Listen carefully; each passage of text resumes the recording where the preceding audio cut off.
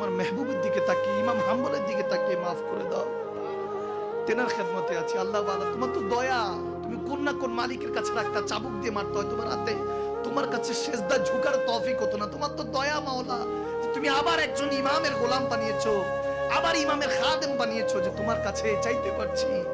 চোখের পানি ছেড়ে ওই একটা মানুষের মন জয় করতে পারলাম না, না মা, না বাপ, না স্ত্রী, না সন্তান, না বন্ধু, কারো মন।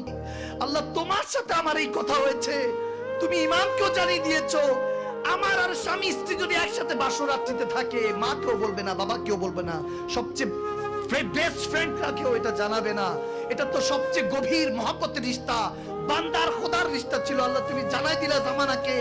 এটা বলে সে মাথার মধ্যে মাথা বাইরেতে লাগলো জমিনে, যে ওটার কাবিলও না, আল্লাহ তোমার মহব্বতের কাবিলও না, তোমার আমার মহব্বতের মধ্যে আরেকজনকে প্রবেশ করিয়ে দিলা। এটা বলে সে মাথার জমিনে বাড়িতে বাড়িতে বাড়ি দিতেছে আর রক্ত পড়ছে। একটা পর্যায়ে একটা আওয়াজ করলো আল্লাহু আকবার, আরেকবার আওয়াজ করলো ইয়া রাসূলুল্লাহ। বলতে দেরি নেই, ইমাম হাম্বল বলতেছেন ওই ছেলের রূহ পারবাস করে গেল, ইন্তেকাল করে গেল।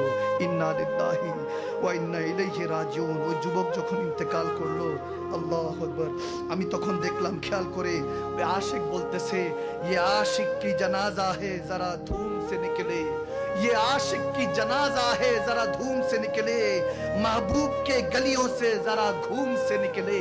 सुभान अल्लाह।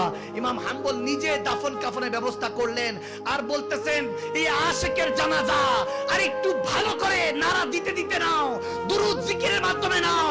আশিকের জানাজা যারা যারা শরীক হবে তাদেরকে আল্লাহ কবুল করবে। এই মুমিনের জানাজায় সবাই শরীক হও। আর বলতেছে আমার গলি দিয়ে বারবার নাও, আমার গলি দিয়ে বারবার নাও, যাতে আমিও দেখি ওই চোখের পানি ছেড়ে আল্লাহ আল্লাহ রাসূলকে রাজি করতে পারি। সুবহানাল্লাহ। মাল্লাহুল মাওলা ফালাহুল কুল।